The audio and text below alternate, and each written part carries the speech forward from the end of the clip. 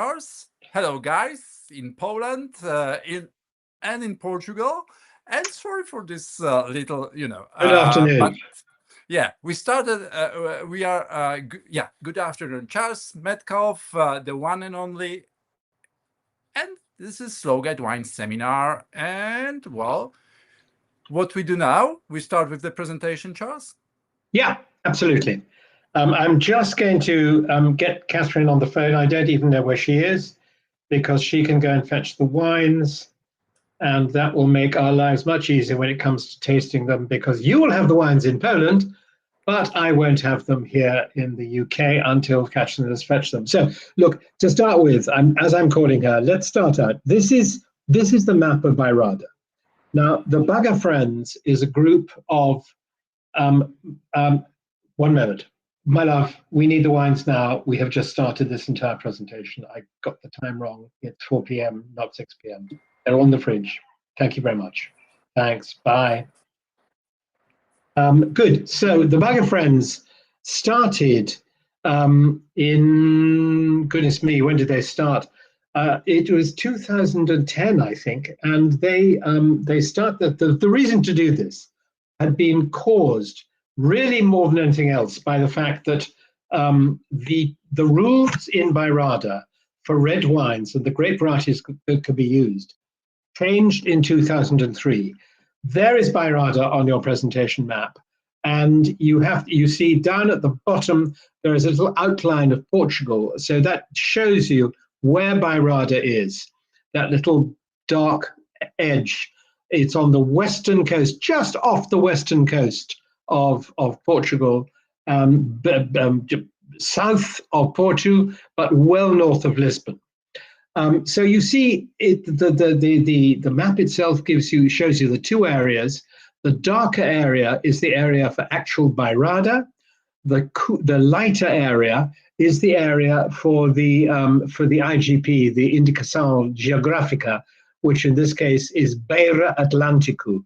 Beira because the Beiras is the slice of Portugal that runs from east in the Spanish border to the east to the Atlantic on the west side, and this runs really quite close up. Bairrada itself, the darker of these two areas, it really runs quite close to the sea. It gets to within about 15 kilometers of the sea.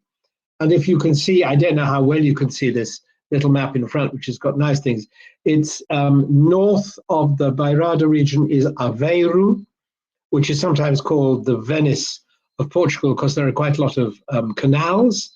To the south is the city of Coimbra, which is Portugal's great university city, and is the oldest university in Portugal, and still a great center of learning and excellence, and actually medicine as well. It has a very fine teaching hospital there. And as I get older, I have had to go there once or twice, and had a replacement actually in Coimbra of a knee a couple of years ago, which is working incredibly well. So I'm delighted that we live quite close. And in fact, just personally, if you look at the map in slightly small letters to the southeast of Coimbra, you can see a picture of a deer with the antlers, and just beneath it is something which says Lausanne. And that is the town where I am at the moment. Oh, thank you. You can see Lausanne. That's where the town where I am, where we live, and from which I am broadcasting to you this afternoon. So this is the area close to the sea, and I think this is a very important aspect because it means that the whole of the region is relatively cool, relatively damp. It's very much affected by the Atlantic Ocean and the proximity of the Atlantic Ocean. As we go further to the east towards the mountains, and you can just see there's a mountain there, I think, which says Serra de Lausanne. Serra de Lausanne. There you are, just to the east of where our town is.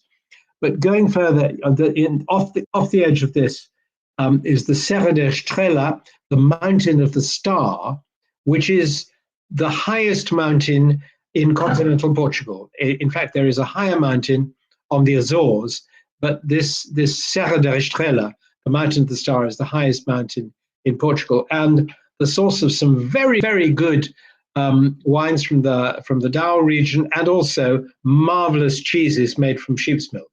So that sets a picture of where Bairrada is. And as I say, it's this central darker area that we're concentrating on, because all of these 8 producers that are the members of the Baga Friends are working within this region. They started, and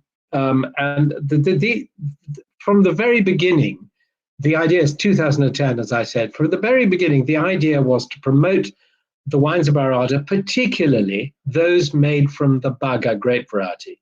Baga is a grape, and we'll talk a little bit further about this later, but Baga is, they call it the queen of Bairrada. It's a black grape, and in terms of comparisons with other grapes in other places in the world, I think the most usual comparisons between Baga and other grapes are with Pinot Noir, interestingly, and also with Nebbiolo.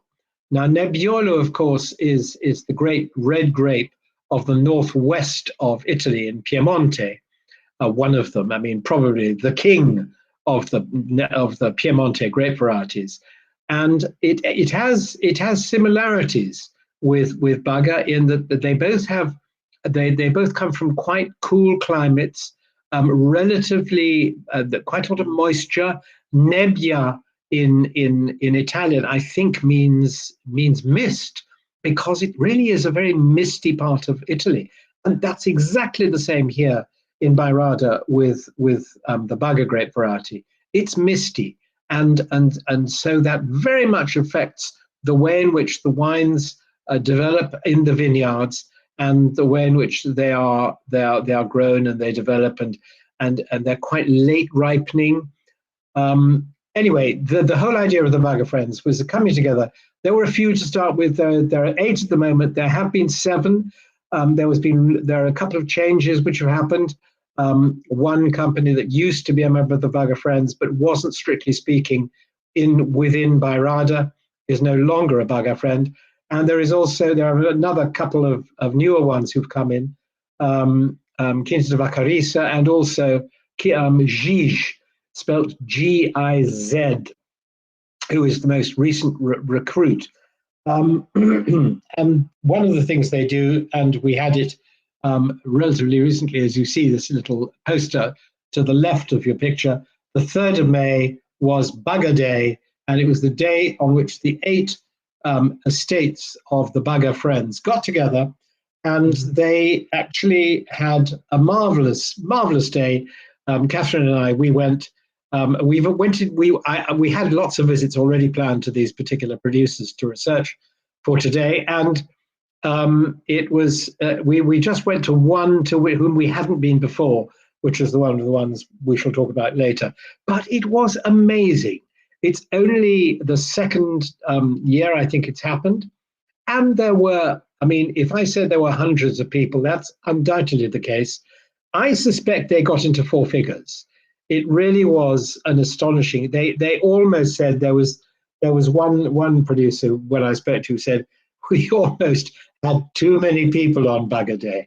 But it was great, and the idea was that people came, paid a small amount of money to see all the producers, and then you came in, you got a tour of the cellar, a wine tasting, and then a small tasting of a particular local food, of which there are some very good examples here and there.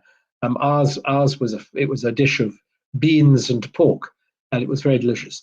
Anyway, that is Baga Day, and that is the main single event where the Baga Friends promote their wines. But all through the year, they have other tastings, not necessarily just in Portugal, but in other countries as well. And they are doing their best to glorify the wonder of this wonderful great Baga. So when you're tasting the wines, folks, bear in mind the comparisons with Pinot Noir and with Nebbiolo, because I think there are some interesting sort of comparisons to be made. So these are the current members. Gige, as I said, who is the most recent recruit. Niepoort, Dirk Niepoort, who is probably best known to you as a producer of wines in the Douro Valley, where his family have been making wines for, I think, now 6 generations, both port wines and more recently, particularly thanks to Dirk, unfortified wines, Douro wines. So he got very excited about the Bairrada and the wines made there and the Baga grape variety, and so he bought a quinta there. Filipa Patu and Luis Patu. Luis, father of Filipa. Luis has 3 daughters, 2 of whom are involved in the wine trade, the third is not. And Filipa has her own business now with her husband William Wouters, and they have a winery. Yeah, that's the first. Sorry, Catherine is just bringing the wines, and she's got wine number one, absolutely correct. Now all I need a glass before it gets opened. So going back, Filipa Patu, Luis Patu, and then various others. Quinta dos Pájaros, that is property owned by a family called Nuno, and Mário Sérgio is the father, and his son Frederico. They make extremely good wines, quite full-bodied wines. Quinta de Vacarissa, one of the 3 producers who are fully biodynamic. Quinta de Vacarissa is owned by a gentleman called François Chazon.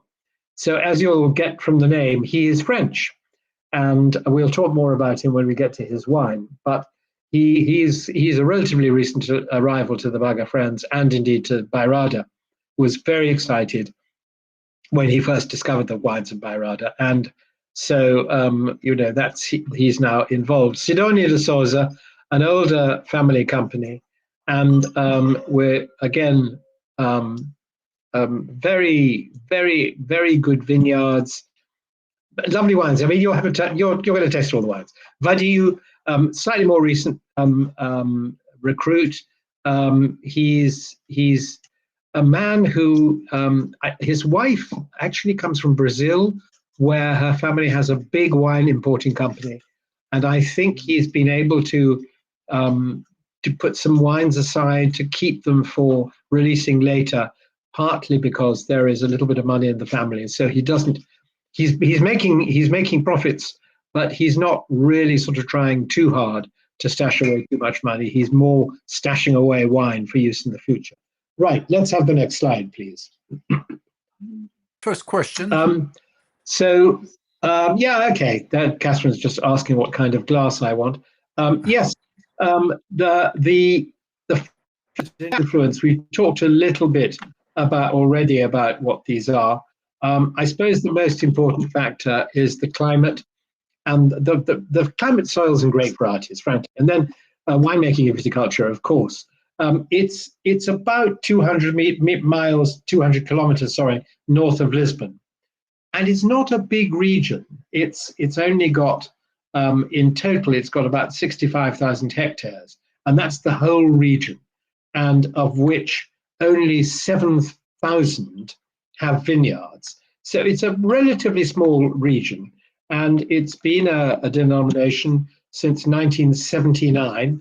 It's very much a region of gentle hills and valleys, bounded on the north by the river Voga, and on the south by the river Mondego, which is the river which goes through Viseu and down. On the east, it's mountains, really. It's the Caramulo and Busaku mountains.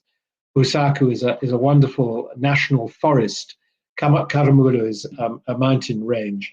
And then to the west, of course, by the Atlantic.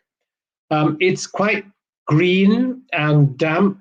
There are reservoirs, there are spas, 2 great spas in Luzu and Puria, and Valdemar is another one, which I don't know so well.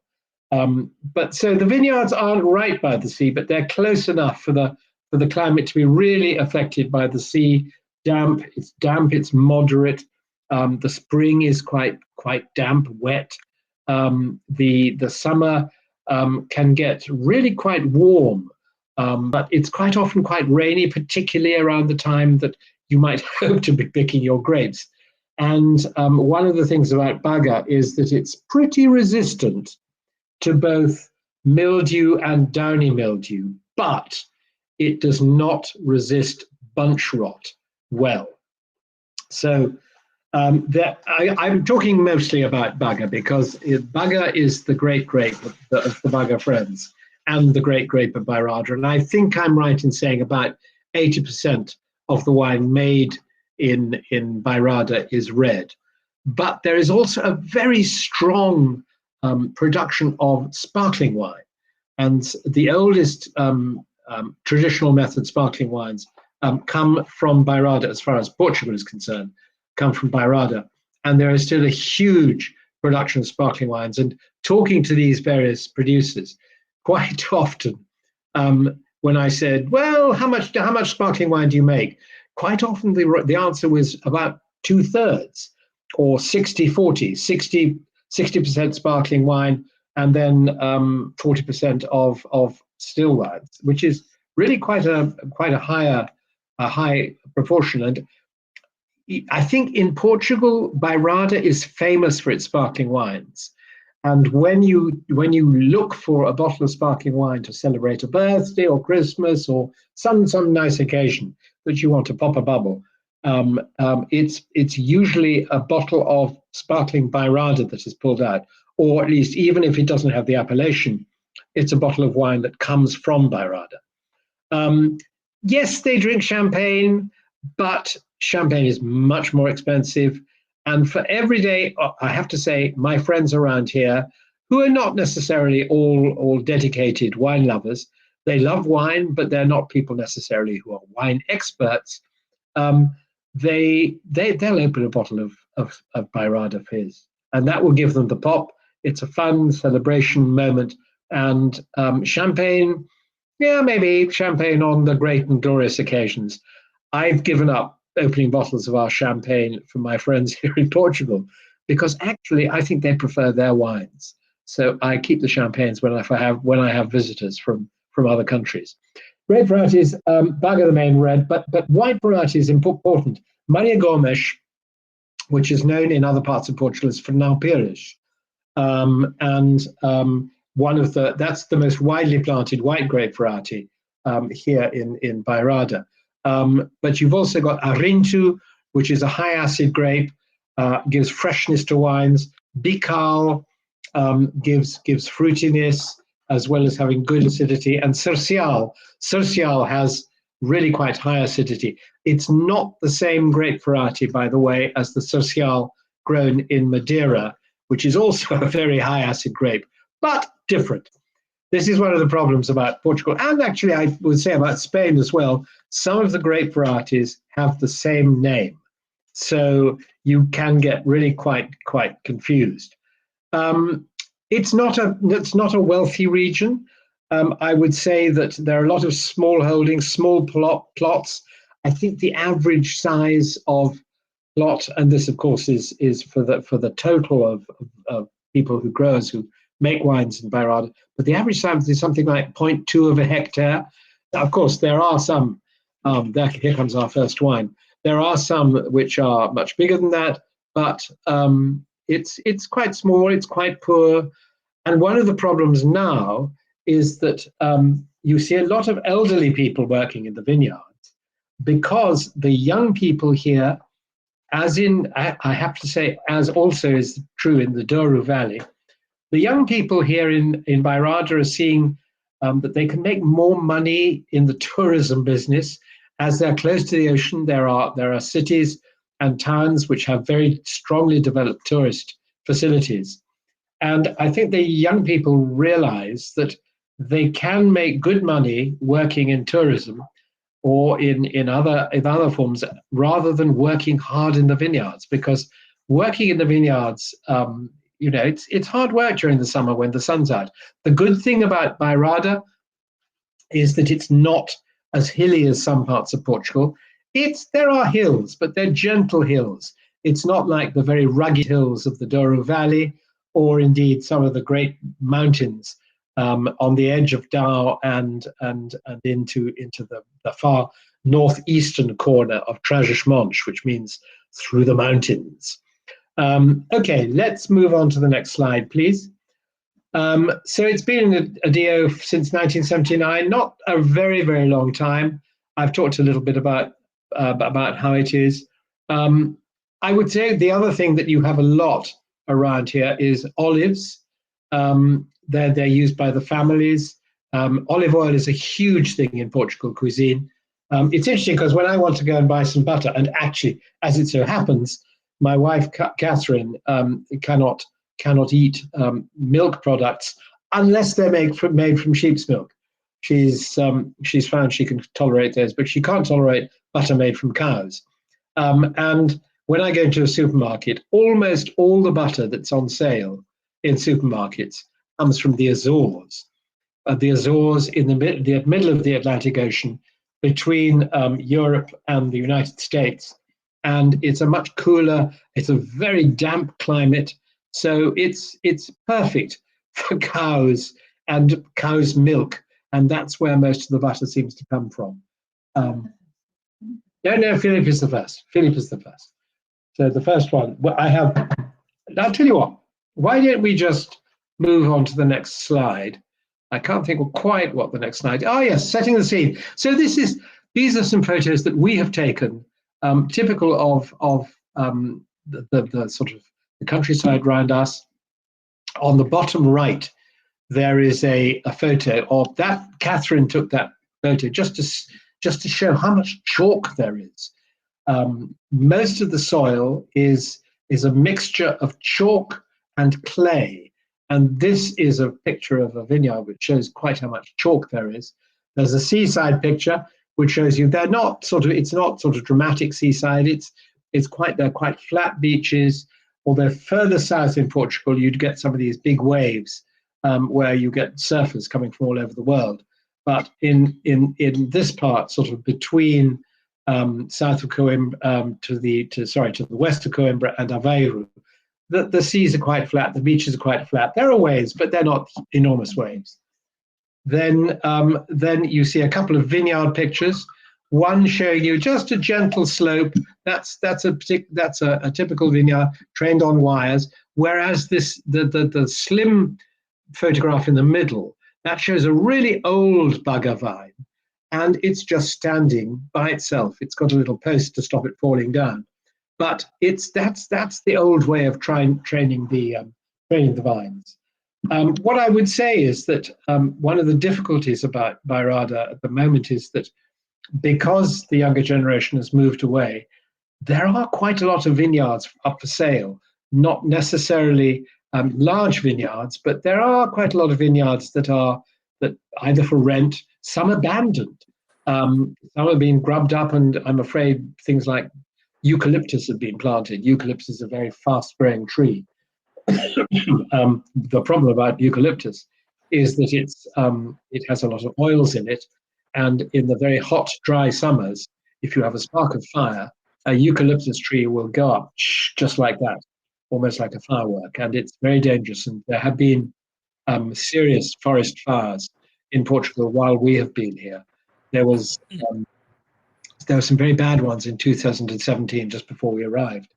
And I think 65-ish people lost their lives that time. And it was not far from Down, but not far from Bairrada, but just a little further to the east in Down. Okay, so let's move on to the next one. There's a question. Sure. We got a question. Yeah. About the storage potential of Baga variety.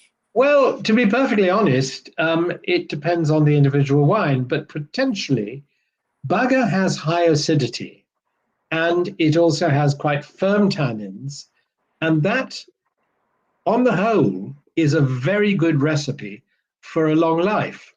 So I would say, and obviously every wine varies each from another, but we've got, I think the oldest wine we've got in this tasting today is 2014, which is already over 10 years old. So when we get there, you can see what you think. But my experience of Bairrada wine is is that it keeps very well, and it develops, and it becomes more interesting as it ages.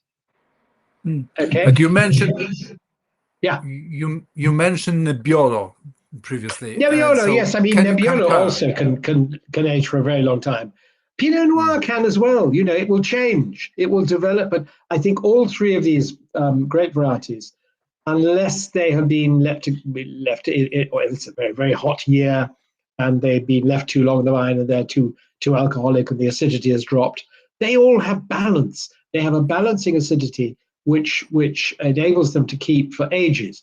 And one of the producers is actually Francois, the Frenchman, who was a sommelier and then still runs a wine shop, which he's trying to sell at the moment and move completely and fully to Portugal.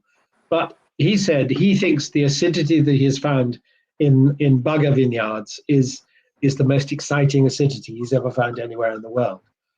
Okay. You know, I think the potential for keeping is very good.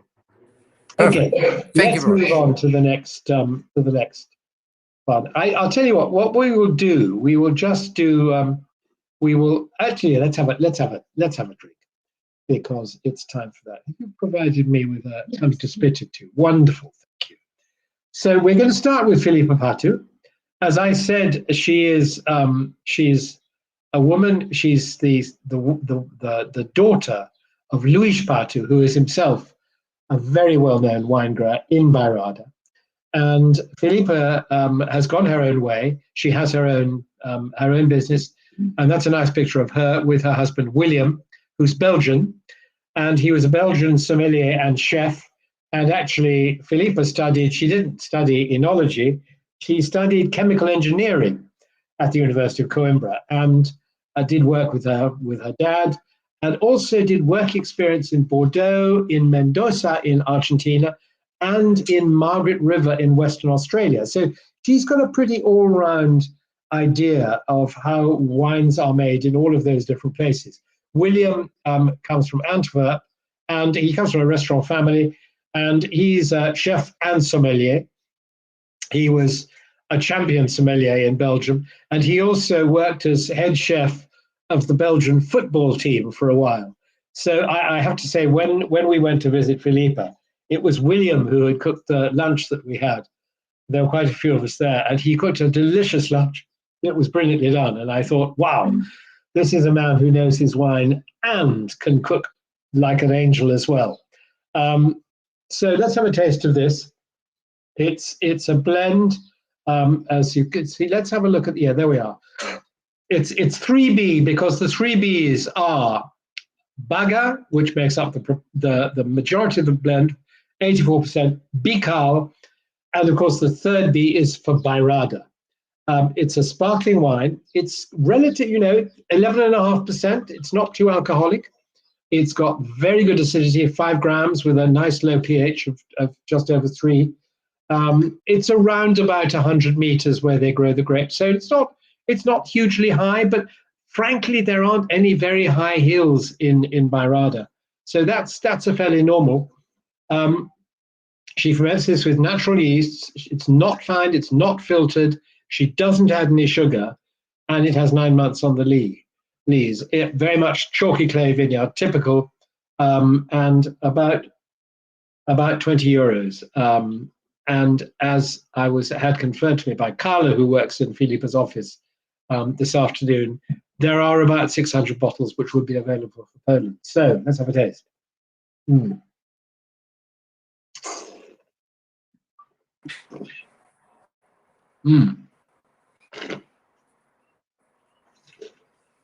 You see what I mean about that acidity? Lovely, fresh acidity. She really has delicious. You see, this is not a wine that is meant to be. It's not meant for keeping. It's a relatively inexpensive wine. It's got this sort of savory Baga kind of. Again, savory is it's a word I quite often use in context of Pinot Noir as well.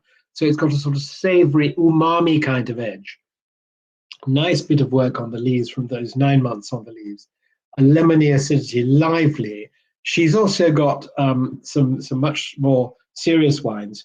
she wanted to show this because she thought it would be good potentially for Poland, and it's not too expensive, but it's beautifully made, lovely label designed by a friend of theirs. She also makes whites, very much majoring on the chalkiness of the soil, and she gets some lovely wines, and then of course she makes Baga as well. There was a Misao Baga from Prephyloxera vines, and I tasted it and I thought, wow, this is fantastic. It needs at least 10 to 20 years. Fantastic tannic backbone, very intense, linear, mouth filling. I gave it 95 out of 100. I thought it was delicious. Okay, we have one Another comment comment? Yeah. and two questions. Mm-hmm. So the perfect wine for today's heat, and that was the comment. And now the Good. questions: the climate change, would it affect the production of this wine? And is it possible to produce white sparkling wine out Yeah, of absolutely. And actually, this is a very, very good question, a very relevant question, because a lot of, okay, this is a pink one, and we've got another pink one to follow. But quite a lot of Baga is made into white wine. Luis Patu has a very interesting comparison between two sparkling wines. He's a great experimenter, and he has good comparison of two wines. One of which he actually protects normally with and keeps the oxygen away, and the other one he gives hyperoxidation, and so a lot of the compounds just fall out, and it's a totally different style of wine made from exactly the same grapes.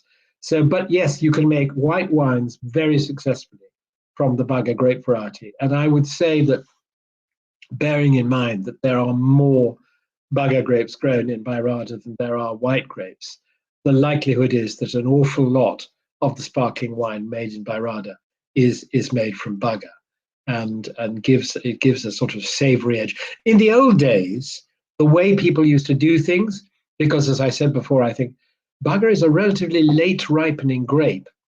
In the old days, people would do different harvests. They would do a first harvest and make sparkling wine.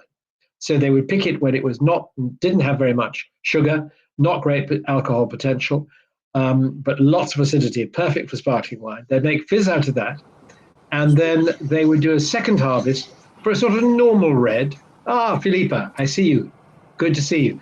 They'd do a normal red harvest, and then there would be a last harvest if the weather was good enough and the grapes had ripened beautifully and they hadn't had this problem of bunch rot. The last harvest for a Garrafera, a sort of great wine that they wanted, they thought was worth keeping. Filipa, what other comments do you have to make about your wine, which I've been enjoying very much? Hello, everybody. Thank you for being here at this tasting of our big friend Charles Metcalfe, Good to long have you time here. friend, Yeah, probably one of the first journalists I met in England for sure. Was a few years ago. beautiful, yeah, long time. um,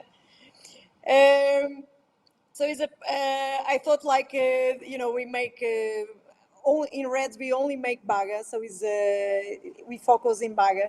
We love Baga. That's why we think Bairrada is Baga and Baga is Bairrada is a unique grape variety who adapts so well to this climate, to this region, and transmits really well the essence, the soul of Bairrada. And because I knew it was a warm day, I thought like let's send the tribute rosé. Good idea. We Yeah. it's a time for a sparkling rosé that is Bairrada is very uh, has a big tradition for sparkling wines, and I believe Baga is the best grape also for sparkling wine, not only for reds. So we can make rosé sparkling, but we can make also a white sparkling from Baga. But I believe is very interesting also to age the wine in casks to reduce the color, and then we bottle. We're going to release our first Blanc de Noir Baga after some time. We're going to release in I think 2-3 years time. We like to wait for the right moment to release. Good. Good. And but for us, the 3B Rosé was always a hit in our winery. We stand 3B is Bairrada, Baga, Bical, so it's a Oh, combination of Bicol, Baga sorry. and a little bit of Bical. So Yeah, yeah. Bical is also our favorite white grape. So we believe Bairrada is the region of 3Bs. It's easy to remember, easy to communicate, and then we started with 3B. So we call it 3B. That stands for Baga, Bical, Bairrada. So it's Good. easy to we export 90% of our wine. So we found this message easy to start and to communicate with our export markets. Are you And exporting to this, Poland at the moment? sorry. To, Are you exporting to Poland at the moment? yes, we have a very good friend in Poland importing our wines that Uh-huh. I met in London. Imagine. Good. I Good place met to meet. is a master sommelier, a very good friend, and I've been to Poland not so long ago. I think 1 or 2 years ago. He has beautiful wine bar, restaurant, very dynamic. Piotr Pietras. You probably remember him from London. Yeah, yeah, yeah. Very dynamic young sommelier, and we're very happy to work with him. Wine connects is a way to connect with the right people, and we've been very lucky to connect with the right people in different countries, and Piotr is one of them. So thank you Great. so much for presenting the wine, and it's a pleasure to be representing Baga with and all our friends from Baga friends who we are super engaged to make Baga more known in the world. And Baga is like you saying, the Pinot Noir Barrada, the Nebbiolo is not Baga, is not Pinot, is not Nebbiolo, is Baga. Quite. But Yeah. it will be the moment that people will recognize Baga out of it. Great. And Yeah. we have to be very proud to have groups thinking the same way to promote one grape that is the big character of Bairrada. So Very we're good. very fond of it. So And just one thank you very question, much. Deepa. Yeah. What would you say to the question about whether climate change might affect the region? What would you say to that? In fact, we're very lucky in Bairrada because we have a cool climate. We're very near to the Atlantic coast, so we have a lot of breeze from the Atlantic. And we have the biggest natural lagoon of Iberian Peninsula. We have Pateira de Fermentelos, that is a very big lagoon in the north of Bairrada. And this attracts a lot of water. And we have the River Sétima crossing the region. So, in fact, we have the Atlantic in one side, we have the river, and then the mountain of Caramulu that keeps the influence of the Atlantic more strong in the region. So we dry farmers, so we don't irrigate at all, even with the climate change. So which is quite interesting, and we have a Mm-hmm. lot of mornings, especially summertime. We have a lot of mornings with the foggy mornings with some humidity that keeps the vines with a little bit of hydric stress, but not too much.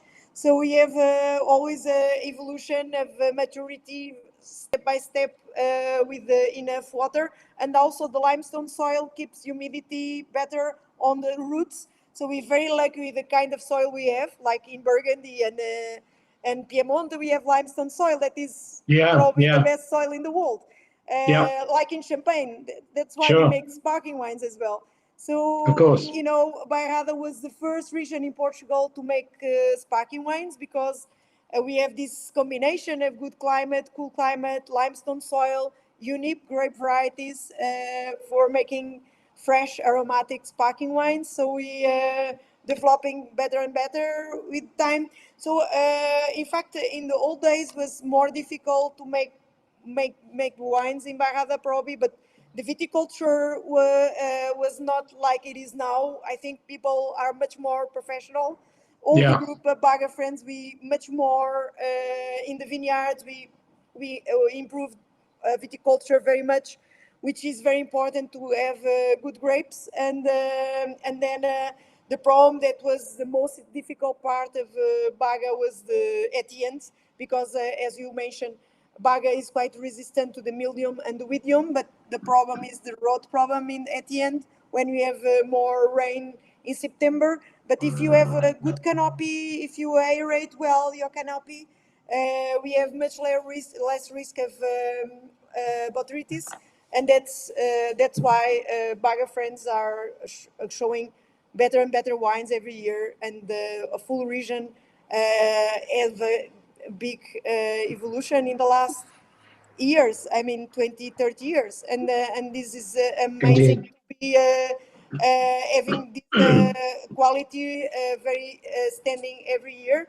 And in fact, climate change was not a big difficulty for Barrada. We have You could say, in a fact, that good climate climate. change, Yes, if anything, it may slightly have helped in yes, helping with the ripening of the Baga. exactly. Yeah. The only problem Great. we have in Portugal with climate change is not the climate change; is the eucalyptus, and then Ah, is another big presentation tasting you can handle because the eucalyptus is a big problem, and mostly in down and in the border of Bairrada. So yeah, luckily, yeah, as we are the producers, Baga friends, we are more in the line of Sertima, so we're not so damaged with the eucalyptus. Eucalyptus are more in the Caramulo and in the down yeah, area. yeah, yeah. So, but it's always a big risk every year. We watch the forest, and we always it's always frightening to see. And this is the big risk of the fires, I think. Sure, sure. Hi, No, Filipa. Hi, Filipa, Piotr. I'm sure. Hello. Hi. brilliant. I'm not Piotr Pietras. I'm not Piotr Pietras. I'm Piotr Pietrzyk. But eucalyptus must comes from Spain. Yeah, there Well, is a Surely. big problem of yeah, the dominating forest from the last 40 years, and we have a big factory of paper in, and that's the problem of eucalyptus. But yeah. we You very can't really do lucky to anything else have with it. a lot of pines around our vineyards, olive trees.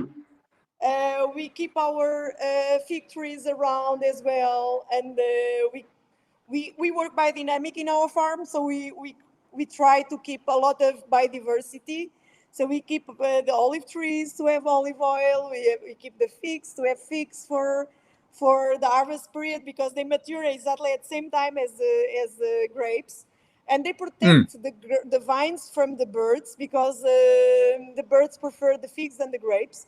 So it's very interesting to work with polyculture and instead of eucalyptus. So it's a very important task, and for us is why we love so much the polyculture, and we work with animals in the farm. So we have pigs in the vineyards because Bairrada is very known also for the suckling pig. So we have suckling pig is the most known dish and attracts a lot of people in Bairrada.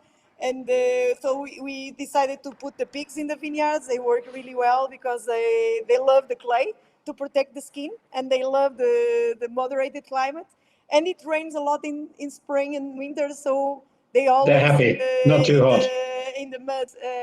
So it's fantastic Good, combination. So for the old good. vineyards was a huge advantage to have this kind of animals. So we have also a donkey and some sheep, but the pigs are very relevant to keep these old vineyards alive. So thank you so Sure. much. I think Filipa. I spoke a little bit Filipa, too thanks much, very but much. it's a pleasure to see you, and thank you for this tasting. And Thank you so much for Thank you. joining everybody us. to be watching that.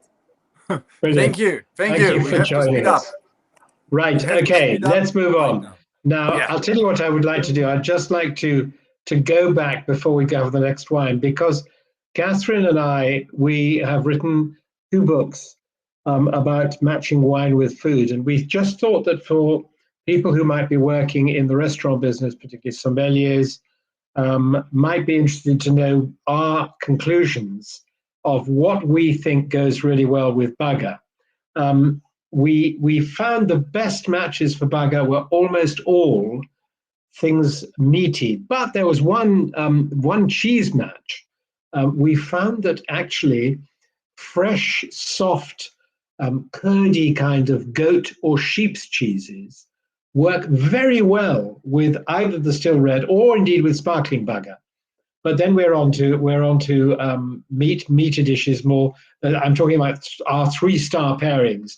So it's goat or sheep's cheese, lamb, particularly when cooked with boletus edulis, with old vine Baga, a British dish, steak and kidney pudding with red, and then a slightly something which I don't think is very interesting to you in Poland, but it's just a sort of a curiosity of what the French would call lamproie and lamprea in Portugal and lamprey in England, which is a sort of blood-sucking fish, goes very well with Baga.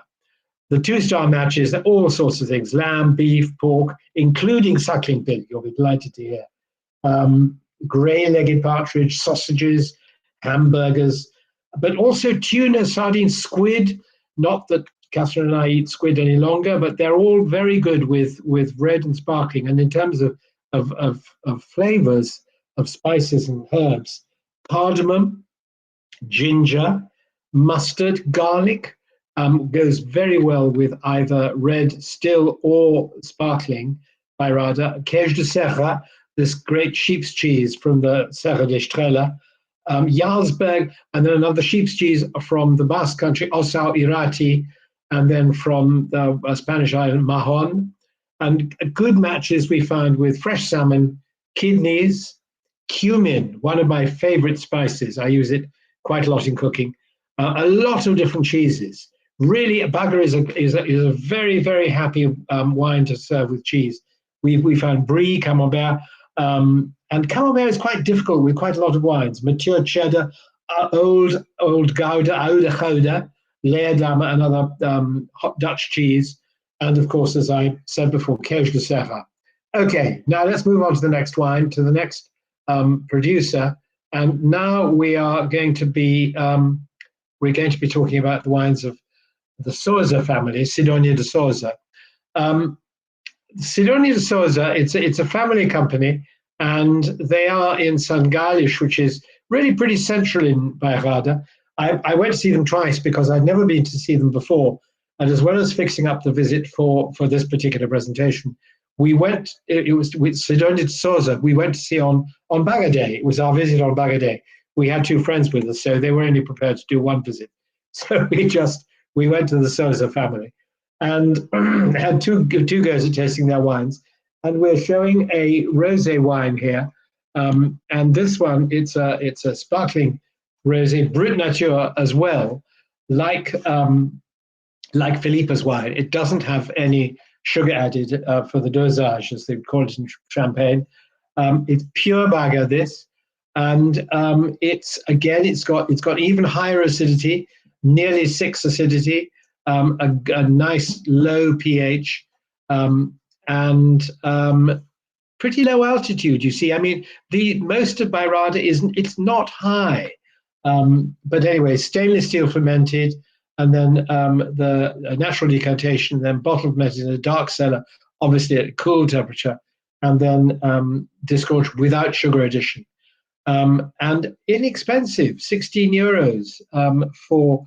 I mean, this is the kind of thing that you could find in a supermarket, frankly. And I think that's a really good price for. I mean, it's been father and son. It's been generations in the Sousa family.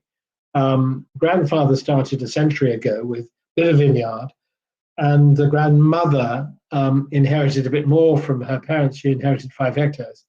And then they started buying bits and pieces.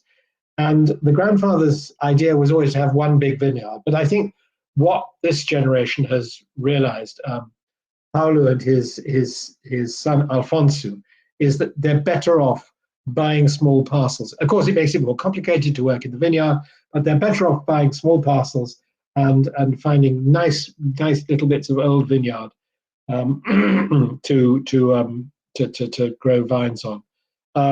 They've also got quite a lot of fizz. In fact, 60% of what they make is sparkling wine, and the result is that they've got very good with this. We tasted a pink fizz with them on Baga Day actually, and then this one. This is a lovely wine, very fresh. As I said, just straight Baga. It's the special cuvee rosé, free run juice, 2 years in bottle, and just gorged a year before going to market. It's got lovely savoury red currant and strawberry aromas. No dosage, so it's dry, it's elegant, it's lean, it's got this lovely bright acidity. Mm.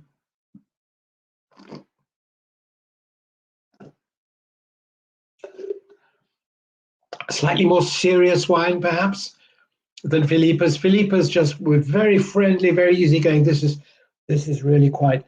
It's more austere. It's more.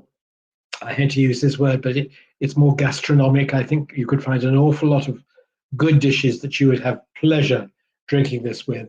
I think they don't do a green harvest for the sparkling. They just make a little. They let their vines produce a little bit more.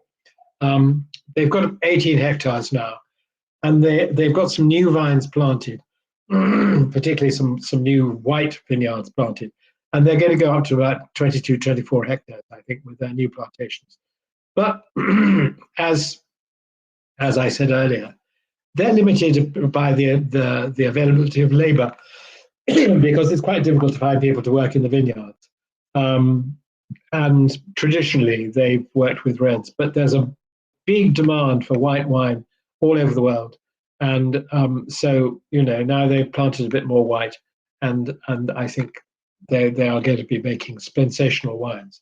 But really serious, lovely, fresh, bright, lean, savoury, sparkling wine.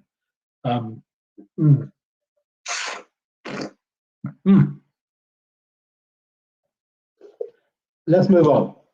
So, okay, next wine. There's a question about the Indian cuisine. Indian cuisine. Haha, okay, fine. And especially cheese one. Wow, cheese Indian cuisine. I think, Indian cuisine would work really well with these wines. When Catherine and I were writing our books on matching wine with food, I was invited by an Indian restaurant in London, a good Indian restaurant in London, to do a wine list for them. And so I had a great opportunity. And it was an Indian restaurant it wasn't one particular cuisine. India being a large country with many different cuisines, they had cuisines from all over the country. And so cuisines from the north, cuisines from the south, sort of based coconutty fish. And so it was a really good opportunity for me to think about what wines went best with Indian food in all its marvelous variety. And the answer is that actually it works better with white or sparkling wines than it does with red. It went pretty well, I remember, with fizz. Not so much with Chardonnay. It was good, lovely with Riesling. Riesling was a great variety. I think these sparkling wines from Bairrada would work very well with Indian cuisine.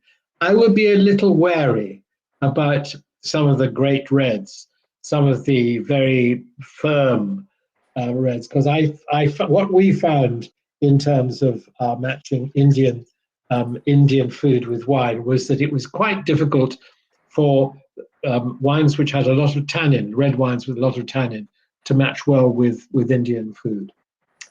Anyway, a fortified Baga would work well. This is Philippa. Yeah, fortified Baga probably would. Yes, that's perfectly true. You're moving on to sweetness, and I mean, as I said, I found Riesling was a really good variety, and that's often got a little bit of residual sugar, either because it's been deliberately made sweeter or because they've just decided that's a good idea. So yes, I think with a little bit of sweetness, that does help. The Or difficulty for me with Indian cuisine are the tannins of red wines. or Gewürztraminer. Gewürztraminer, again, good.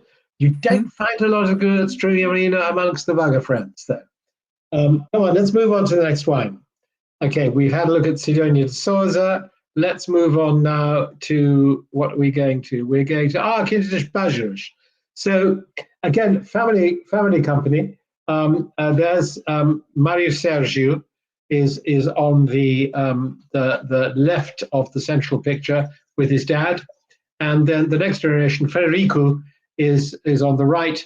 It was he who showed us around the cellar when we went there, and he's very good. He knows how to make wine, and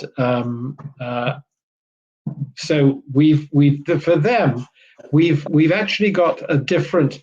We've got a pink wine, but it's actually a still pink wine. It doesn't have bubbles. So Frederico studies in Villarreal, which is one of the great wine universities of Portugal. And again, they make more fizz. You see that picture of the cellar with all those bottles sitting down on their caps. That, I think, is laying down, on racks on those ripash. And that, I think, is going to be sparkling wine rather than anything else. So it's not something which you'll find everywhere, but it is very much, sorry, I'm just going to get rid of something which has just appeared on my screen, urging me to look at. Get out of the way. There we are, gone. Sorry about that. So they do all the sparkling wine manufacture by hand. They stack it on these little wooden slats, and they do a traditional riddling on pupitre, just like you do in Champagne, and they do all their sparkling wine that way. They bottle themselves with their own machine. Yes. Charles, sorry, we have Federico. Federico. Hi. Yeah. Good afternoon. Good afternoon. Even better. So, tell us about how things are going. What do you think the year is going to be like this year? Well, for now, so far so good, but Great. we just know when the game ends, which is in harvest. But Yeah, for quite. now, I think it's going well for everyone. Are you ahead of things at the moment?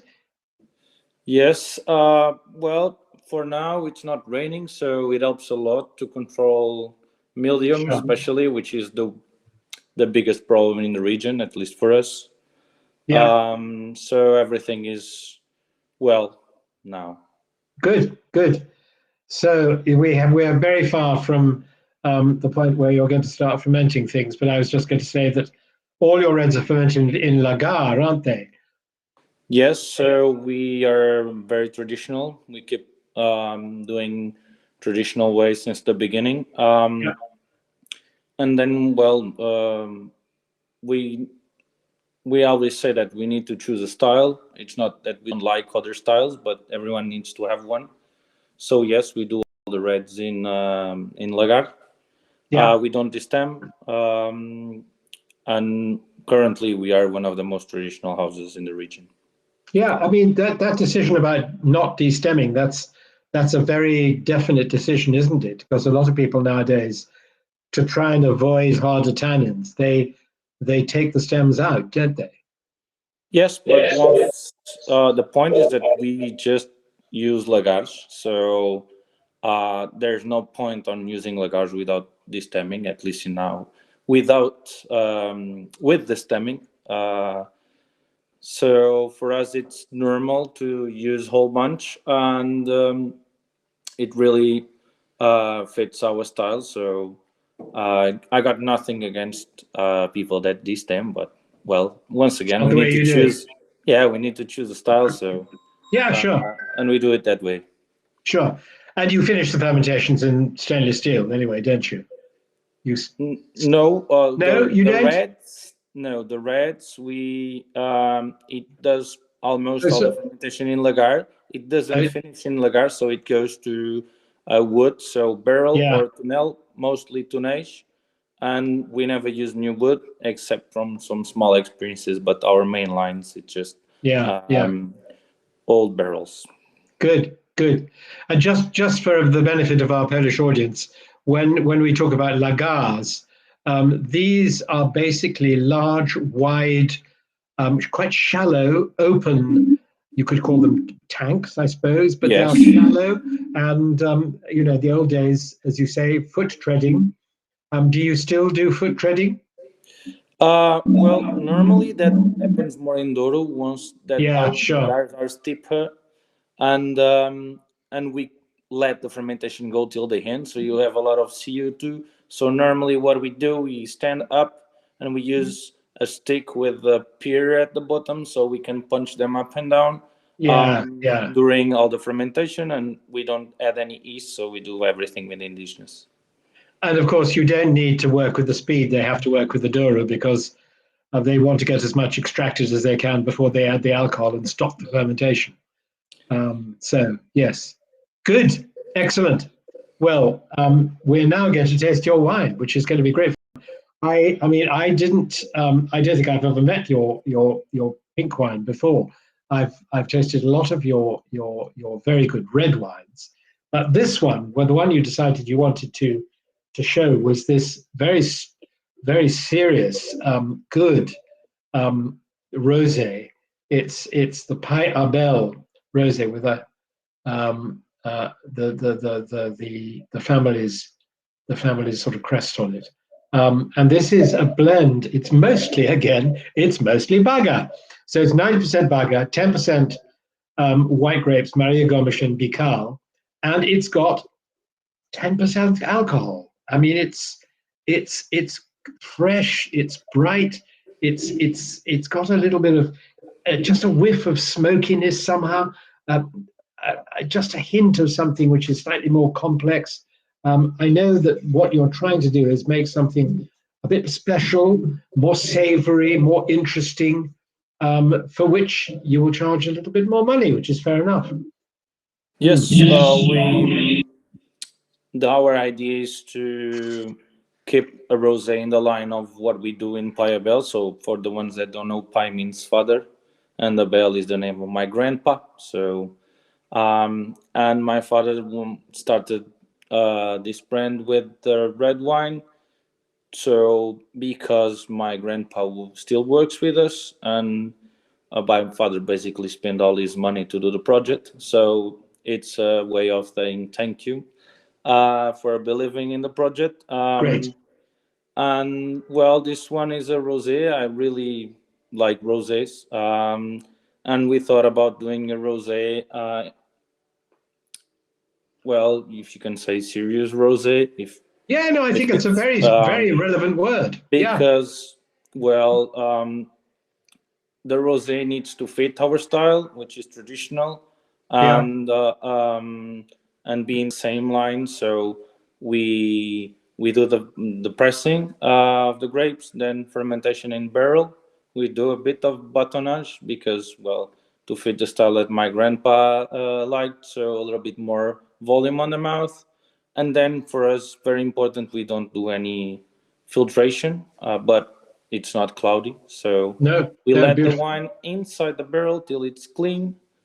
It settles by gravity. When it's stable, we rack the wine by gravity instead of using a pump. So the only thing that we lose or we win is time, because it takes a whole day to take all the wine from the barrels once we don't use a pump.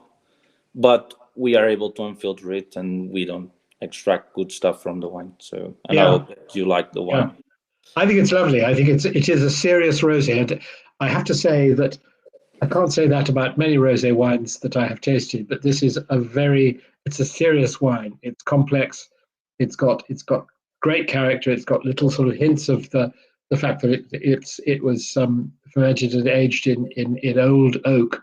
And the other point to make, okay, it's just got 10% of white grapes, but this is a wine. We can step away from all those meat matches that I've been talking about for red Bairrada, red Baga wines. This would go so well with so many distinguished fish dishes, as well as for cheeses. And I mean, it'd be lovely. Catherine in the background, she's saying, "Look at the color; it's perfect with a salmon." And actually, that's very true. It's a beautiful color. It would be lovely with some pan fried salmon, with a little sprinkling of lemon juice. What do you think? Skate? No. What would you prefer to drink with this, Frederico? Well, as I think everyone agrees that Bairrada wines are very gastronomic, so we always talk with food when we speak about Bairrada wines. Um, and the rosé might go without everything that you said, but I always go more for seafood or fish or um, something around that. It actually matches well with some chicken cooked in the oven because it's Sure. not strong meat. And it's mainly that. I forgot to tell you that we don't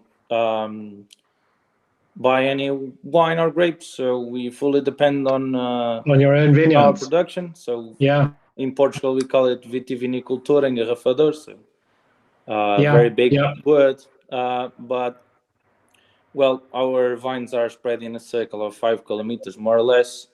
And then this So wine, it's made from two parcels, one for the whites, one for the reds, and it's kind of an early pick on the reds that on Baga we just have on the hills. Why? Because I heard you spoke about it, because it has inclination, so we don't have problems with botrytis, so we can get rid of the water that normally falls in harvest, good. and Good. we can get better exposition once it has a big cycle of maturation. Yeah. Uh, at the end, so August and September, at the end of the days, when you have eels, you always have sun, so you have more hours of sun, so that always helps. So for us, Baga, it's the most important variety in the region for us, but we need to find this very special places because she asks for those small hills, in our opinion. Yeah. Absolutely. Federico, Brilliant. thank you very much. Thank you very Thank much, Thank you. you so Federico. much, Frederico. Thank you. Thanks for joining Bye. us. Comment in Um, chat, an excellent wine, and love the minerality. Well, yeah. I Thank you. mean, I think this is. I mean, it's. To be honest, I really think this is one of the best rosé wines I've ever tasted. Still rosé wines, true. because I am regularly disappointed. I'm going to put it to one side in the hopes that I can come back to it later. Anyway, Okay. let's move on. And the other thing to say about Bajarouche is that their reds are fantastic. I know we've tasted a rosé here, but their reds are tremendous, and they have some very good spirits as well. They really care about the way they make their spirits. They distill and age their spirits. Anyway, on to Okay. Vadillo. Now we have to speed up, Charles. Yeah, I know. Otherwise, there's On only to you Vadillo. and Let's. me. Yeah. Let's move on to Vadillo. Okay, So let's move. Luis Patran, that's a picture of me in the vineyard and in the cellar, both of them with Luis, one in his vineyard. You see again this sort of small hill. They're not enormous hills, but they are hills, and so that does mean that you've got the inclination to help with the ripening and to stop the danger of rot. And we just felt we should put in this marvelous picture that we took in the vineyard. Luis had this rock, which is quite obviously something like an oyster fossilized in it. And it just looks magnificent. And that is the kind of stones that you find, the kind of rock you find in the vineyards of Bairrada. It's chalk or it's fossils, and that is very much the dominant soil. And as Filippo is saying, you look at the places where you find chalk in the world, places like Champagne, like Burgundy, I have to say, like England as well, now that England has warmed up a little bit, and that you get some wonderful crisp wines. Anyway, so Vadillo, he's a delightful man. He's married to his Brazilian wife Eduarda, who is also charming. he wanted to be a musician. He had a band, and he started off working in the local wine cooperative to earn money to buy instruments, but finished high school with not brilliant results, and his parents wanted him to go to college. So he went to college, and his chemistry teacher at school said, look, if you're set on going to university, why don't you study winemaking? Because you have a good life. It's great. Best life in the world. You can travel, you can drink, you can have great meals. And so he opted to study winemaking, and he went off to L'Oréal. And until the last year of his study, he didn't do an awful lot of work. But suddenly, at the last year, he pulled up his socks, and he came out top of the class. Traveled to California, traveled to Australia, and in Australia he met a guy called David Baverstock, who for many years was the head winemaker at a big Alentejo property called Esporão. David's still working. He's getting on now, but he's now in charge of a group of wineries, and was recently elected by one of the top wine magazines in Portugal. He was recently elected winemaker of the year. So even though David must be well into his 70s, he's still doing very good work. And this was where Luis first met him and first started working with David at Esporão. And then he's still working, as well as his own he and his wife's own company here. He also works as the chief winemaker again in the Alentejo, the south of Portugal, at a company called Herdade de Coelheiros, the property of the rabbits, or the rabbit catchers or something. Anyway, he divides his time between Bairrada and the Alentejo, and I think he's making better and better wines all the time. The project started in 2005 with just half a hectare belonging to his grandparents. His dad was running a store selling agricultural produce and implements, tools and things like that, and he sold it and to Luis, and they've just finished construction of a second building for storing wines, and the first one is for fermentation. And it's classic Bairrada weather. It starts foggy in the morning. It's foggy until about 10 or 11 o'clock, and then the fog blows off and the sun comes out. And it's in a small village called Putena, only about 300 people, I think. And his father runs the vineyard, and he treats it like his own garden. So he takes great care of it, and it's all beautifully kept. It's all local varieties. He's now all the local varieties are now certified organic. From next year on, his wines will be able to sell as organic. He's got a white wine and 2 sparkling wines, as well as the red. He's a great fan of Bical, but here we are with a red wine from Luis. Vadio, by the way, means vagabond. When in his early days, he was a bit of a wanderer. He went all over the place, including a long time in Australia. But it's also, and I think he's right here, it's also a very easy name to remember, simple to remember, so unlike some wine names. It's all sorts of little plots here. Mostly it's in a valley called the Val do Forno, which means the valley of the oven, because there were actual limestone kilns there for making clay, I suppose, in earlier times, and lots of little parcels here and there. So this one, we've got just Baga, as I said. 70% of the wine they make, they export. It's looking forward to. He doesn't have any representation in Poland at the moment, so he would love to get some people in Poland interested in his wines. I think this is This is the oldest of the wines I think we've got today. It's a 2014.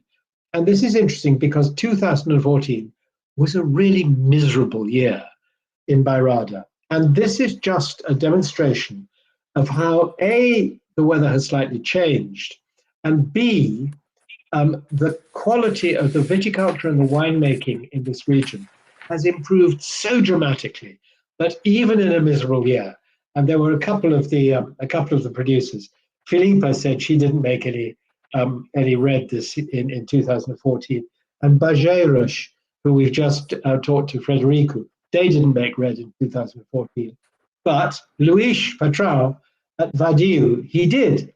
Now let's see what we think. Bearing in mind, it was a difficult year, but it's now had the benefit of about 10 years in the bottle, which is, well, 10 years since it was made. So this will give you a slight idea, whoever it was who asked how the wines age, and give you a slight idea of how these wines do age.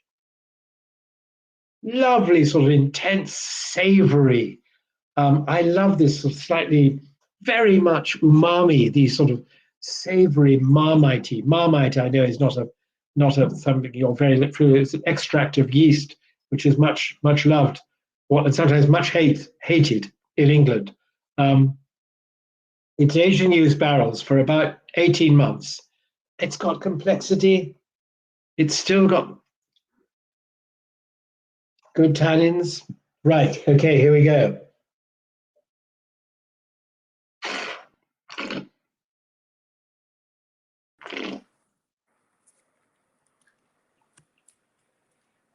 You see, I think that's in great shape. It was a difficult year. The acid is quite high. The tannins are quite firm, but it's got balance. And so this is a good wine made by a good winemaker in, I think, what we have to admit is a great region. And Dirk Nieport is always going on. I remember when I first met Dirk, he kept on talking about wines from Bairrada. And this is in the Douro Valley, because I first met him tasting port and then the wines that he was making in the Douro. But all the time he kept on going on saying how good the Baga grape variety was and how much he loved the wines from Bairrada. I think this gives you a very good idea. It was a difficult vintage, but it's got this lovely, savory, fresh, intense wine. I think, well, I don't know. How are you finding it, guys, out there? What are your reactions? I'm loath to pour that away, but I know we have to go on. Well, Adam says Yeah. now he understands why you compare Baga with Nebbiolo and Pinot Noir, and it's a very good wine. Yeah, it is. You see. Any other comments, guys? Yeah. No. What's the next one? Next one is Not Gish. for a moment. No, that's okay. Let's move on. So we move on to the next slide, and this one we're now moving on to Gish, who is it's the most recent addition to the Baga Friends. A couple of pictures of Luis Gomes, one with Catherine looking out at some vineyards, and one with me having tasting the wines and having a little bite of, I think we had some cheese, I can't remember what else we had, by an old abandoned windmill. So you think of nowadays how important wind energy is becoming in the sort of balance of where we get our electricity. That is old wind energy on the top of a hill, so it caught the wind, and it is, because it's quite close to the Atlantic, it does get quite windy. But anyway, so this is Luis is not from this region. He started life in Vinha Verde country, grew up in the Minho, just outside a town called Famalicão, which isn't that far north of Porto. It's just a bit north of Porto. And he studied biotech in Coimbra, and he started a tech company with colleagues from Coimbra. And they worked for 10 years, and they were doing pregnancy tests and things like that. And actually, they sold out, and that gave him some capital to start the wine business. And also, as he said, to prepare for 6 years of not making any money. But he took a 2-year sabbatical to do a master's in viticulture and enology at Lisbon University, and did the WSET diploma, which is the great sort of UK WSET qualification, which you can do all around the world, and that tests you on wines from all over the world. So what Louis aims to make are handcrafted wines. Giz, Giz, is another word for chalk. You know, the kind of chalk you would write with in the olden days on a blackboard if you were a teacher. But chalk, which is the basic material, a lot of this, it's chalk and clay, but a lot of this is chalk. And so he's got this word. But interestingly, he's run into slight problems in the United States, where Giz, they think it's verging on the pornographic, because in the United States it's also a synonym for sperm. So it's slightly difficult, and he's not quite sure what he's going to do in the United States. He said when Mr. Trump has finished his period of office, he'll then think more hard about working in the United States. But anyway, he's making this wine now. He doesn't have his own winery. He works with a man called Carlos Campolargo, who has a very good, large winery where he is happy for other people to come and make wine as well, you know, at a price. And it's very modern. It's got all sorts of equipment. He's got lots of vertical equipment, and you know, he's delighted to make the wines there. He's got various bits of vineyard. When I said where are we going to put is where you come from, it was difficult because he lives in Coimbra, and oh, my battery's running. Sorry about that. Don't know why. And that's plugged in. Oh, I don't know why it's running there. Might want to plug in your PC. It says, but the PC is plugged in. Okay, sorry. Hello. But if somehow the switch was off. Right, crisis averted. He doesn't make much at the moment. He makes between 30 and 35,000 bottles, about 10,000 of which are sparkling. He'd quite like to get up a bit higher, but and one day he would love to have his own vineyard, but he's got his own winery. He has some 100-year-old vineyards with local varieties, mostly Baga and Marie Gomes for white, and 20% of those are white grapes. And he makes, I think he says Baga is really interesting for sparkling wine, mainly with long aging. He gives them about 30 months, and he's trying very hard to age his wines for a bit longer, because he thinks both for sparkling wine and for red wines, they improve with age. Red is most important for him, really, for export. He doesn't yet have any representation in Poland, so let us try this wine. One of the things he says is he reckons that 80% of the Michelin-starred restaurants in Portugal list his wine, because he said sommeliers taste it and they love it, and so they stock it and they're happy to sell it. Okay, so this is Vinhas Velhas, so old vines, 2021. And it's a Lovely.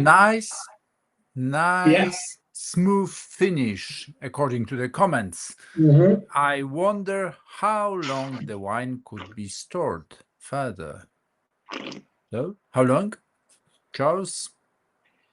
I agree. I think we have to remember it comes after the wine we tasted before was that 2014, which was a difficult year, a rather lean year, although it was a lovely wine that has aged brilliantly. I think this will age perfectly well. It's got the freshness, it's got the acidity. It doesn't have quite such obvious tannins. The tannins are a bit smoother, a bit riper. But I don't have any worries about this, the possibility of this aging. It's had 20 months, as it says, in 500-liter barrels, and then a year in bottle. So it's doing well. It's showing beautifully, and I think it's going to carry on very well. I think he's a very careful winemaker, and he's doing his best to choose really interesting little bits of vineyard. And as he said, as so many others have said, chalk makes Bairrada a wonderful region for sparkling wines, and also for the reds. Think Pinot Noir, think Nebbiolo, and then think Bairrada and Baga. I think it's a lovely wine. Yes, it's gentler, it's smoother, but I don't think that is going to have a shorter life than the others.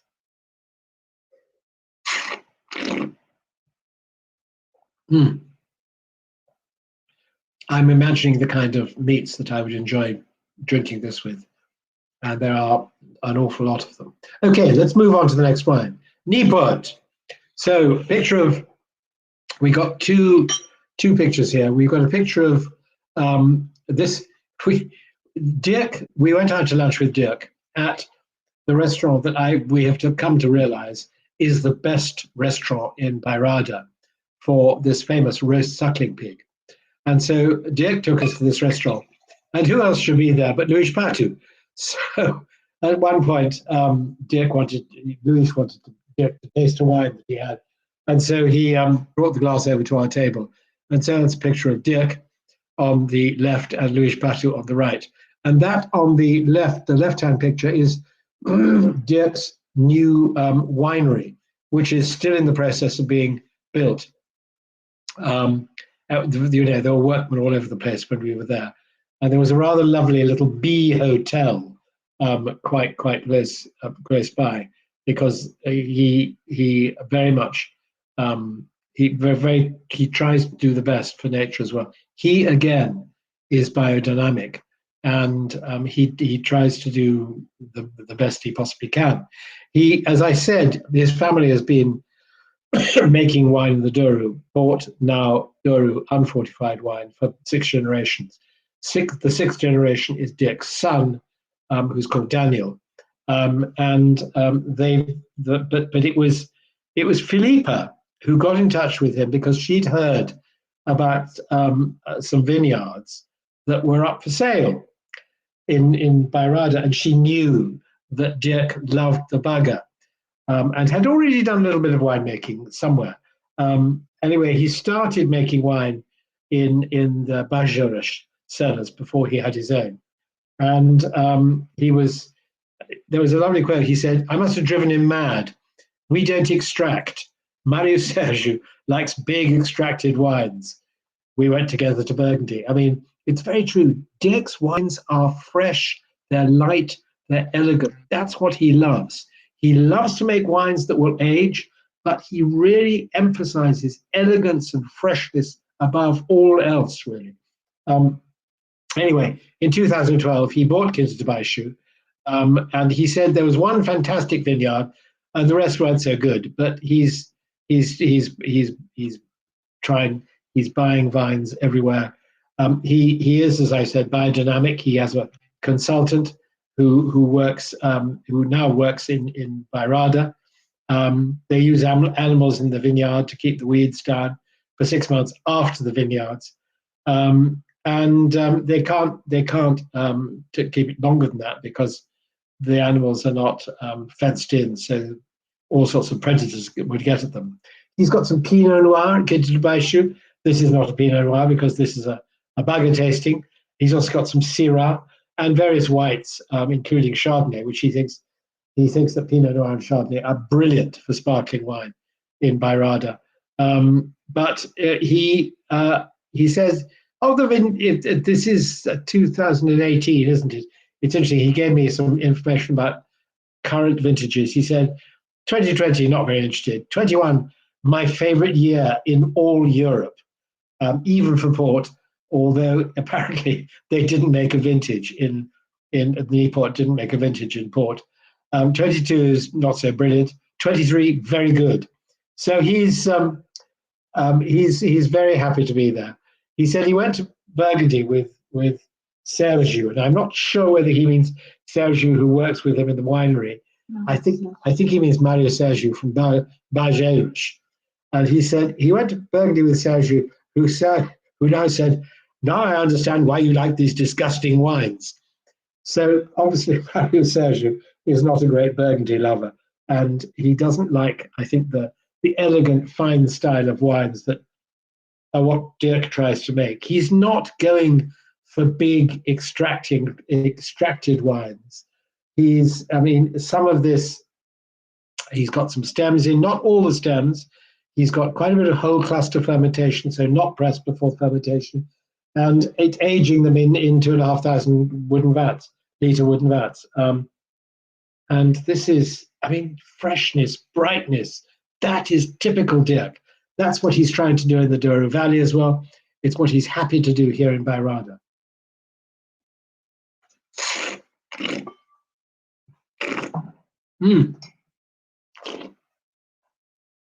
Lovely acidity. I see now, I mean, I now understand why Francois, the Frenchman whose wines we're going to be tasting next, Francois loves the acidity. I mean, it's a beautiful, balanced, elegant acidity. It's not the kind of acidity that grabs you by the back of the throat and sort of shakes you around. It's just got this wonderful freshness. And I think this will age. It has already aged since 2018. It's lovely. And Catherine's now pouring it into her glass so she can have a taste. Yeah, she's keeping it for later. Okay, so a typical example of Dirk's very different way of making wines. He makes some of the wines in great big old German vats, which he brought over from Germany. And of course, the German vats are called Fuder. That's where they ferment and age their Rieslings, if the Rieslings are going to be barrel aged. And so Dirk brought over a couple of these Fuders. But he said, of course, the problem with wood is that it's much harder to maintain. They don't tell you at university how to look after wood. But you have to learn just by doing it.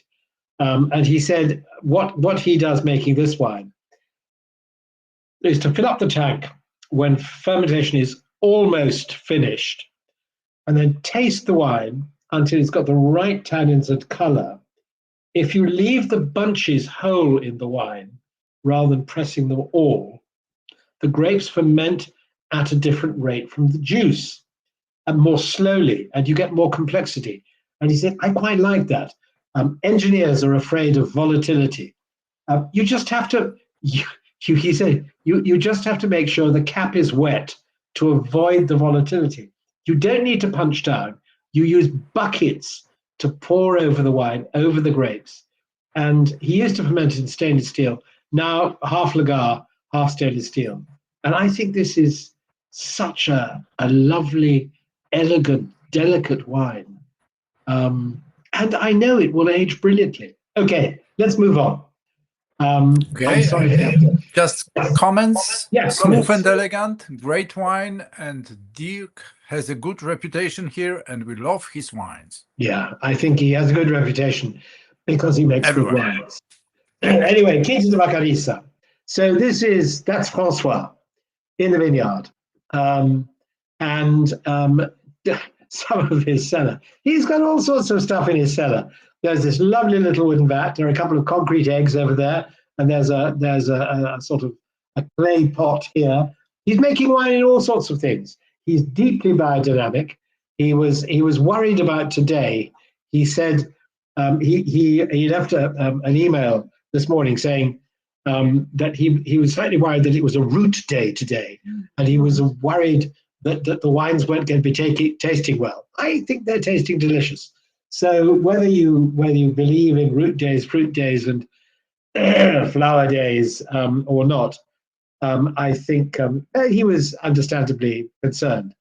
He's an absolutely passionate wine person. He was a sommelier, grew up in France, spent 4 years walking around France, visiting vineyards.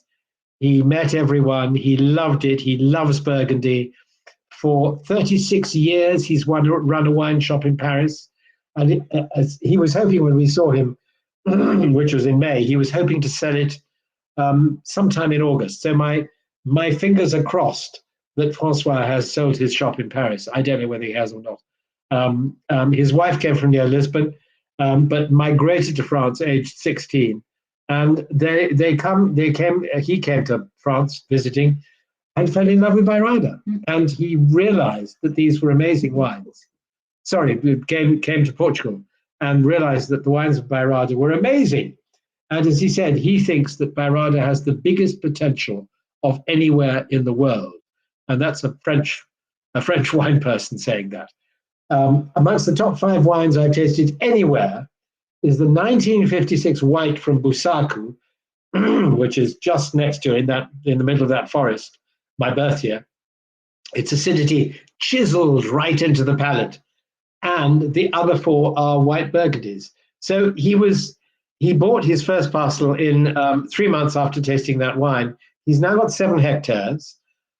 He started making wine at Baga because he didn't have his own winery, but eventually managed to buy 3 houses in a street, and he's made a winery there. He still travels to Paris every week, to and from Bairrada. As he said, he does a 12 to 15 hour journey twice a week, every Thursday and Sunday, but he's hoping to sell his wine. Totally self-taught, very, very much adhering to biodynamic principles. And I think he found his own vines. He went around looking for really good vines, and then sort of took cuttings and tasted the grapes, the flavors he wanted, not too compact. And he then propagated his own vines from these cuttings. And he loves the differences between parcels of vines, typical for someone who loves Burgundy. You know, the idea of a wine region with lots of tiny parcels, all of which make different wines. That, for Francois, that's perfect. Made wines for 8 years at Baga, and now he's got his own vineyard, and he's got a biodynamic advisor. He loves wines that reflect the quality of the year. He's not going for big wines. He says his ideal alcohol for his Baga Reds would be sort of between 12.5, 12.8 degrees. And I think this label is extremely naughty in that it says 12.8 on it, which is absolutely not a legal thing to put on a label. It should be in half degrees. But so this is 12.8. And he feels that he can really get balance, complexity, and ripeness at that level of ripeness. He removes the stalks, but then he takes some of them back out of what he's taken out. He puts them in sort of jute, which is a kind of cloth bags, and he dunks them in the wine, which is very much what Dirk said when he said that what he's trying to do with his stalks, he's trying to go for an infusion. He's not going for sort of heavy pressing down or pumping over or anything. He's going for a gentle infusion, as if you were making tea in a container with in a pot full of tea leaves. That's exactly what Francois is doing as well. He does one harvest, so he's not picking at different times. He's really waiting for the perfect moment, and then he does his harvest, removes the stalks by hand, and then ferments. He has all sorts of different things. He's got 4 of these concrete egg vats, 2 clay amphorae, 3 large wooden vats. He says he doesn't like it very much, but 9 months is enough in the eggs. And the point about the eggs, the shape of the eggs means that there's a constant convection.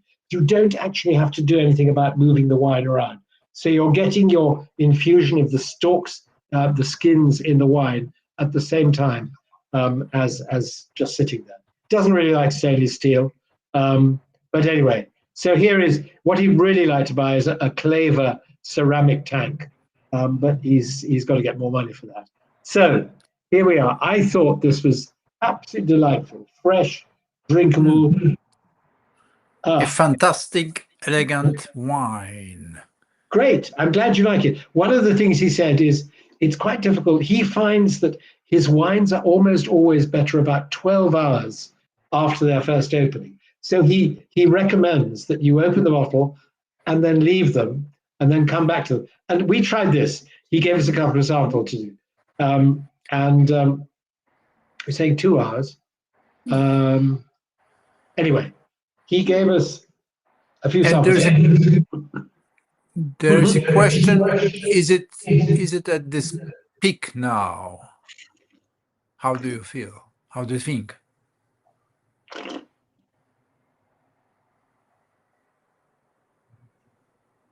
I think it will still carry on. I think it's lovely now. It's got this wonderful freshness. It's got this, again, this savory umami character, which I love, which I also love in Pinot Noir. I'm not such an expert on Nebbiolo, but I think, it's lovely acidity. It's Francois who said that he thinks the acidity in Baga is the most exciting acidity he's found anywhere in the world. I think it's very good now, but I think that will carry on for at least another 5 years. I don't think we need to worry about that falling over anytime soon. No, very passionate man. And it's so fascinating seeing this character coming to a completely new region. Okay, his wife is Portuguese, but he's basically uprooted himself, or in the process of uprooting himself from France, what many would think was the greatest wine country in the world, in order to come to Bairrada. Okay, fine. I think that's delicious wine. Just got a hint of barrel.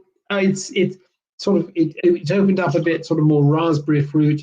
I thought when it had a little bit more time open when we tried it first. And now we're moving on then, I think, to our last wine, and we're back to Luis Patu, of whom we've seen a picture with Dirk Newport at that restaurant. So this is Dirk in his winery. A little picture of, sorry, what am I talking about? Luis in his winery. It's Patu, by the way, is the Portuguese word for duck, which is why Luis always has some sort of representation of a duck on the label, and indeed on his barrels. So there's another, I don't know what that is, a ceramic sort of eggish type container. And then in his dining room come tasting place, where we tasted wines. I have to say, I have known Luis for a very long time. He's been a very good friend for a long time. I think of Luis as being a real sort of revolutionary. He's a rebel. He's always been trying new things. He's not, he didn't study winemaking. He studied, I think he's a chemical engineer, and he's chemistry and engineering background, that's right. And very much organic and sustainable, but not registered as organic. But he's always pushing the boundaries. He's always trying something different. There was a time when he actually came out of the Bairrada appellation because he thought he didn't agree with the rules. Since then, they've changed the rules. He's gone back into the appellation. But he pioneered the use of new oak. Although he doesn't use very much new oak now, but it was something he wanted to try. He wanted to sort of try new things, try different things. He's done a lot of work with hyperoxidation, and one of the most important things he's done in recent years is to use ozone in the vineyards. He used to be known in the region as Mr. Baga because he was the sort of most high-profile person in the Bairrada region. But now he's known as Mr. Ozone because he uses ozone in his vineyards to fight against all sorts of fungal diseases. As he says, it kills bacteria and fungus. It's good against botrytis and better for mildew than it is for oidium. He uses copper for oidium. No one else uses ozone, and yet he uses it in his vineyard. He dissolves it in water and sprays it on the vineyards. And he's experimenting all the time. He's discovered that he makes it's slightly with a slightly coarser spray, bigger drops. He used to bubble it through the water. It took 20 minutes to prepare. Now sends ozone directly to the pump. It's ready in a minute. And he said the next step will be nano bubbles, like tiny bubbles, which will stay longer in the water. Anyway, one of the good things about ozone, of course, ozone just goes into oxygen. It just becomes oxygen. when it breaks down. So it's been used in wineries to sterilize bottles, to ionize water. But it's one of these things that will avoid the use of a lot of copper in vineyards. Copper being a heavy metal, it's bad for vineyards. It pollutes the soil eventually if you use too much. Anyway, so ozone is the new great thing. But he's tried so many different things. His daughter, Maria João, makes natural wines, and he's helped her a lot with that, using all sorts of different ways of talking about. He makes a pet nat. He uses untreated barrels and hyperoxidation, and using the skins of Maria Gomes to give more color and aroma to her wines. But he's a real experimenter, and I have to say, whenever I go to visit him, he brings out so many wines to taste. It's hard to keep up with him. But Vinha Pan is one of his great wines. It's a red wine. It's pure Baga. He's also got an ungrafted Baga vineyard, which is which makes he calls Pe Franca, which means sort of free foot, because it's planted directly into the soil without any rootstock. And this I think is, again, he says the secret of his pan is to ferment at 22 degrees, not 25, and you get less tannin. He doesn't use sulfites. He's keen on trying to make wine without sulfites, but using other ways to sort of cope with it. And this has got, you see, again, you've got this lovely, savory, intense, bit more alcohol on this, you notice. Some of these wines have been very low in alcohol. This is up to 13.5% alcohol. So he's got very ripe grapes. He's not afraid, if he has real problems with the vintage, he's not afraid to use reverse osmosis to take out a bit of water to slightly concentrate the juice, against which there is no rule. So he will do that if he needs to. He's always experimenting. He loves trying new things, experimenting all the time. So what do we think about this?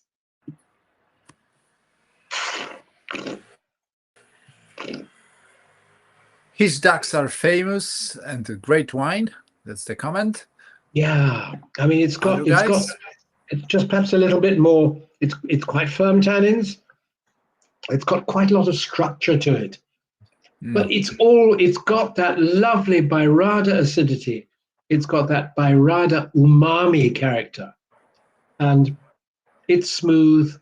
There's a touch of oak in there, but not in any way an intrusive kind of way. He's the godfather of modern Bairrada, I would say, Luis.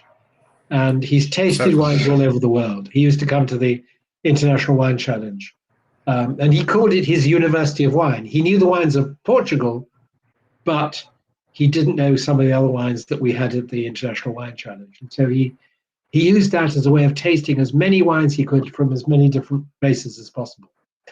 And I think he's still making tremendous wines, but he hasn't stopped experimenting. He's just forever trying new things.